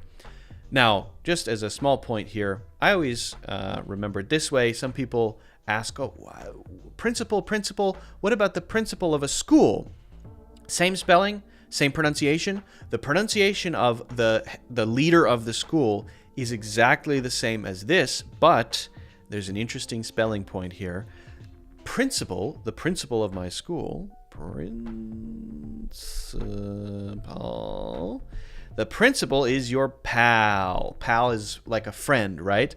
So if you want to remember the spelling of this, principal is not how you say it, but how you spell it. He is your P-A-L at the end, your pal. He's the principal and he is your pal. Got that? P-A-L. But then P-L-E is the other meaning. Okay? Okay. Number 1. Making movement a natural part of your day. Crap. I gotta do that more. I need a treadmill. I do. I mean, I move around. I do squats and stuff. I need to move more. Knowing your sense of purpose. Okay. Having a sense of purpose, where we're going in life. Prioritizing stress relief. I love the word prioritize. You probably know it, but let's just write it down because it's such a useful word. Prioritize. Prioritize is a verb, is an action. A priority is the noun. Priority is the noun. To prioritize is to say, this is more important than that. So if I prioritize family time, that is the most important time for me. If I prioritize work, that is the most important thing for me, right? To prioritize things is to essentially put them in the correct order for you. What is more important to you? Eating until you're about 80% full. So don't stuff yourself with every meal, essentially. Eating a largely plant-based diet. So not eating too much meat. Plant-based, a lot of vegetables, a lot of kale and salad and avocados and nuts and things like that instead of eating tons and tons of meat. Drinking alcohol in moderation. Now notice it's not saying no alcohol. It's saying drinking alcohol in moderation. If I'm not mistaken, all of the communities in the blue zones do have alcohol. I think it might be sake in the Okinawan community. In California, I think it might be red wine. And so having some alcohol in those blue zone communities is apparently fine and maybe even a part of health. But the key is moderation. If you do things with moderation, and the other form of the word is moderate. Moderate is the adjective form. Just be moderate with it. Moderation is the noun form. Moderation means you do it in a balanced way. You don't overdo it. You find the middle. I believe Aristotle called this the golden mean, the sort of golden middle where it's not too much, it's not too little. It's okay to drink alcohol.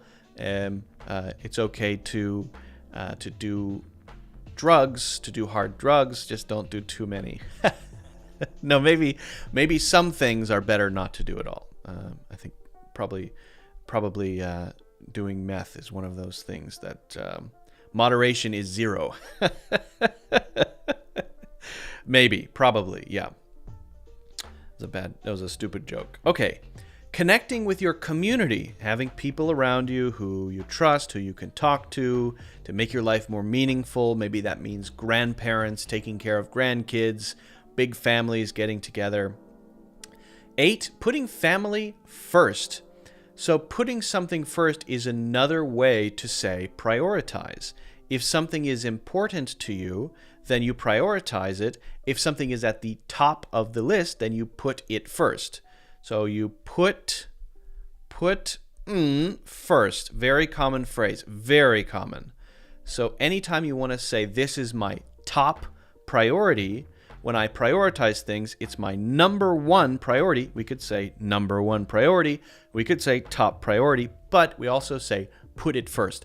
I always put family first. I put myself first. That's my top priority is me. So you put it first, you prioritize it, okay? Putting family, whether biological or chosen, first.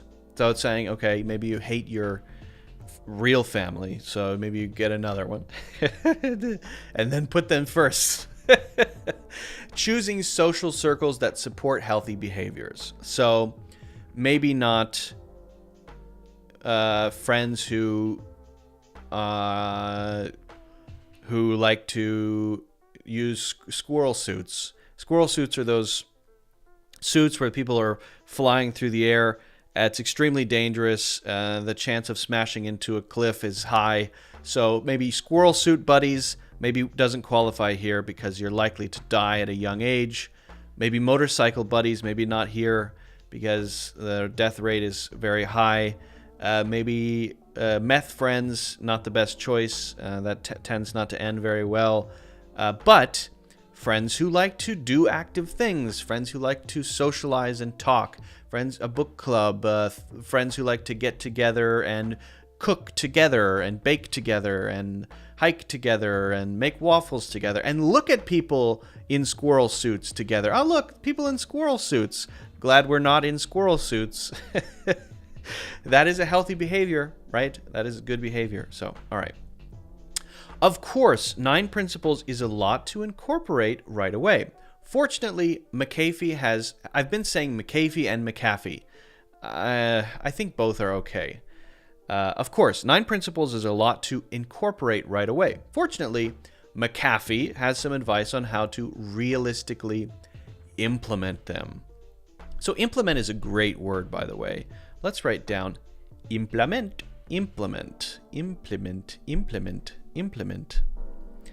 Where can I write it? Running out of space here. IMPLEMENT. And then if we wanted to make it another form, we would say ATION. Crazy. Implementation. So to implement something is to not just put it there. It's to put it in place and use it, right? You may have a law, but if nobody follows the law, if nobody enforces the law, then maybe it's not really implemented. To implement the rule is to actually put it in use, to live by something, to actually enforce something, right? We have decided on the new rule for the school, which is no, you cannot chew gum in the hallways, but it won't be implemented until next year. So the rule is decided. There's the rule, no gum in the hallways, but the implementation starts next year. So that's when it's being put into practice. So you implement life changes. You decide, I'm going to exercise every day, but deciding that isn't implementing it. Implementing it is doing it, right? And this is often used in, for example, people who do web design or developers. You have code that you're working on, and when you actually take that code and publish it, actually make it go live for users to interact with, you have implemented it. We've implemented a few security changes that are going to make for an overall more secure user experience. Great. So you were working on that for 3 months. It's all there, but it's not there and implemented until it's actually part of the app or website or whatever. Okay? A lot of different uses for implement. Very, very useful word. Okay. Where were we? Where are we? Tips for incorporating Blue Zone principles into your life. I think movement, eating wisely, and stress management are the areas we collectively struggle with most here in the US, says McAfee. Collectively means all of us generally. Indeed, though surveys show the majority of adults want to improve their healthy habits, more than 90% typically give up on a diet after the first 7 months. 70% cancel gym memberships after just 2 years, and more than 30% report experiencing symptoms of anxiety and depression. Wow, that's pretty rough. When it comes to successfully making lifestyle changes that last, McAfee emphasizes that it's important to start small. So I love the phrase "when it comes to," and I think that's definitely worth keeping in mind. When it comes to, when it comes to, that's when you're going to talk about something.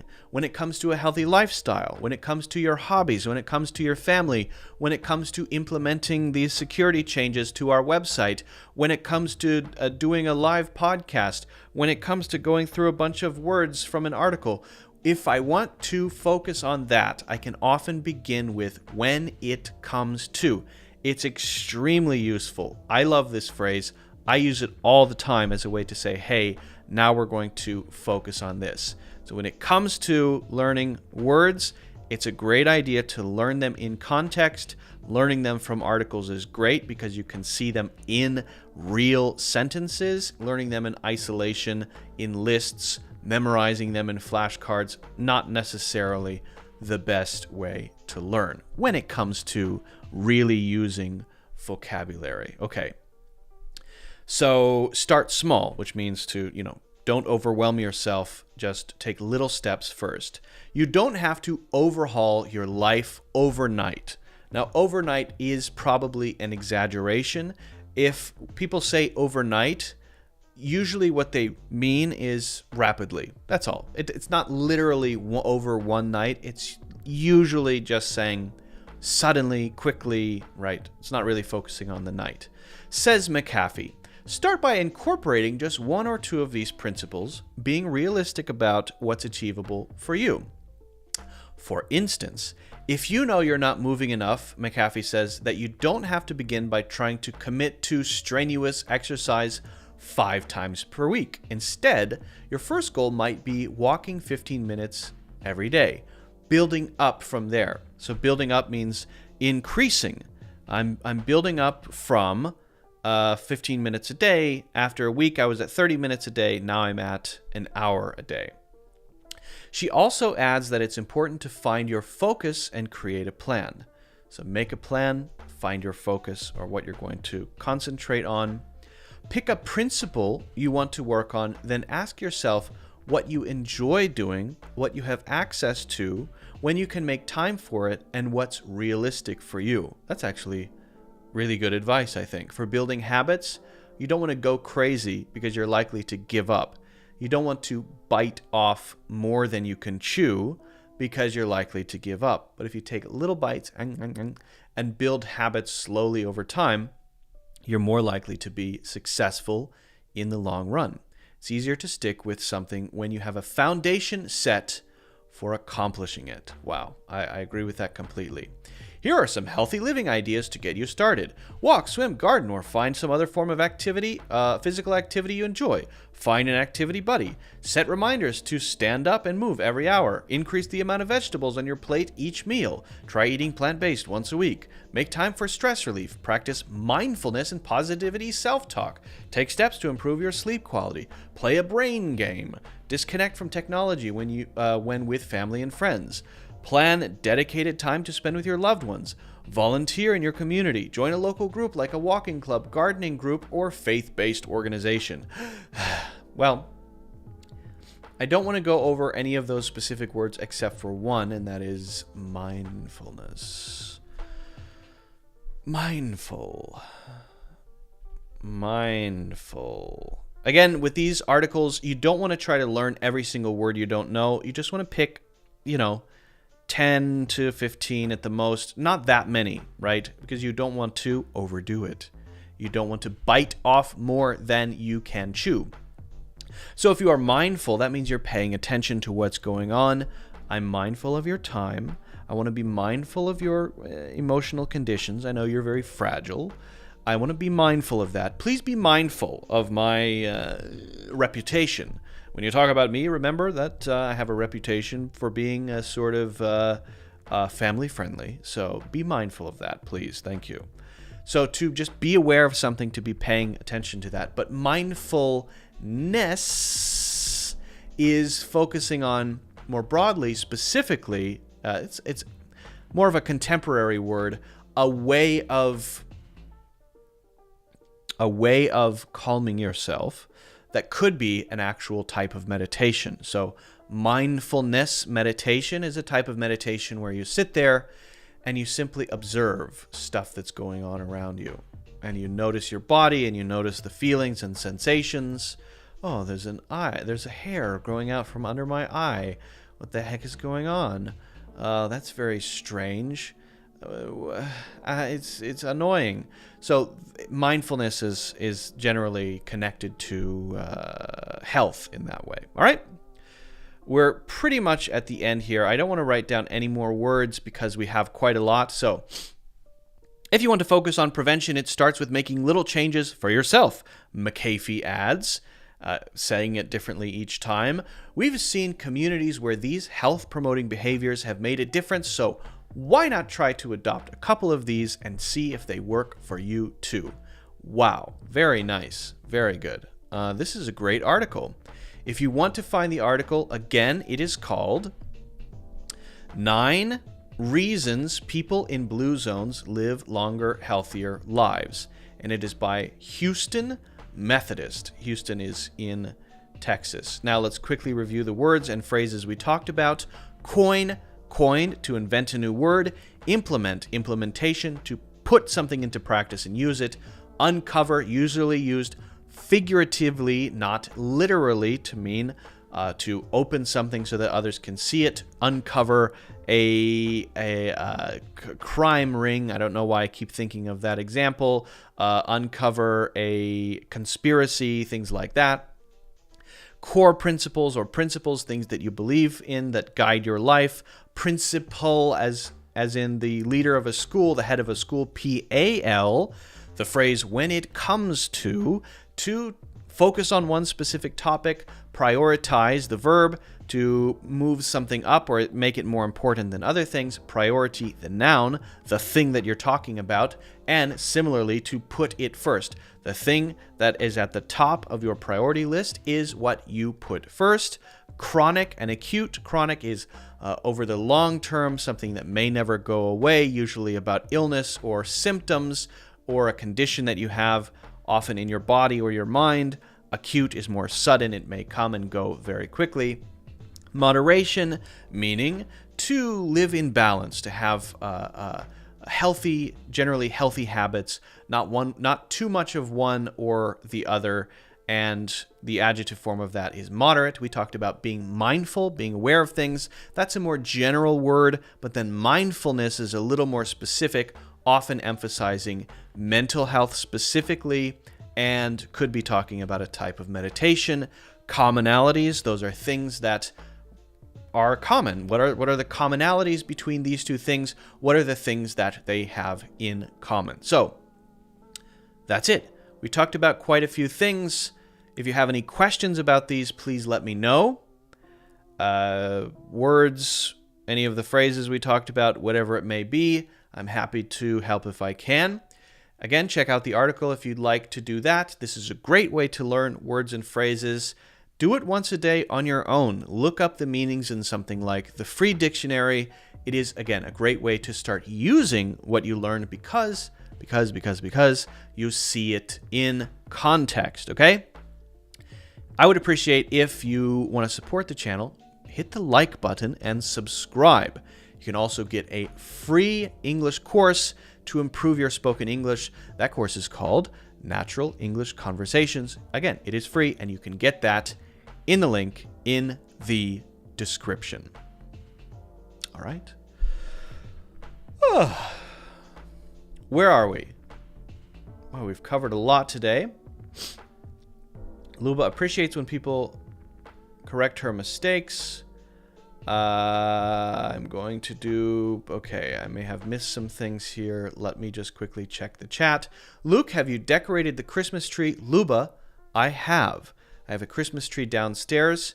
I will share a picture of it in the... I did share a picture of it in the Discord, but I can share another picture of it in the other group that you're in. Why did you change the channel name? Blah, blah, blah. As in, to coin a phrase, have you dressed up your... Okay, Luba, have you dressed up or decorated your tree? Should be decorated, not dressed up. Decorated only, not dressed up. We dress up other things, but we only say decorate the tree. I'm going to just have a lot of time doing it. Yes, I meant his Christmas tree. Your Christmas tree, yes. What did she say before? What did I miss? Decorated a Christmas tree. Your Christmas tree. Oh, that's a small thing.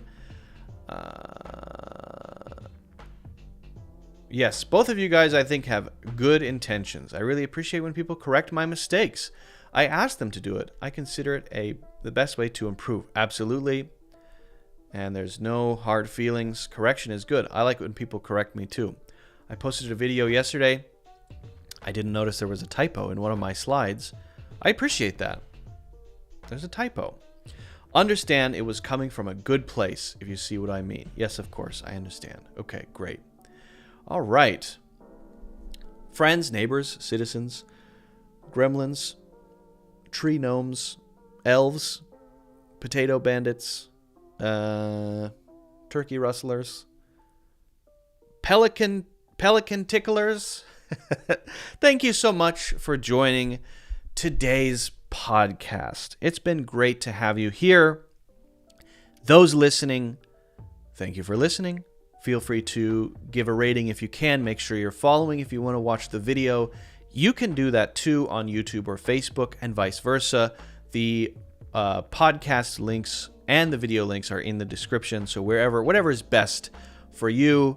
Again, thanks for hitting the like button and subscribing. That means a lot to me. That's a great way to support the channel. And there is a 30% discount on the monthly membership. And just to be clear, that is 30% off the monthly membership every month for a year, okay? So if you sign up for the monthly membership, that's 30% off every month for 12 months, okay? So just wanted to make you aware of that. Check that link out. Again, check out the free course. You can join the Discord for the time being for free if you want to do that. If you want to join our English community, share pictures and chat, and it's pretty casual right now. Let's see what else. Yes, I think that's it. I hope you all have a fantastic weekend. Mushroom and I will be doing our podcast this weekend. We might be moving it to Sunday, but Saturday or Sunday morning, Eastern Standard Time.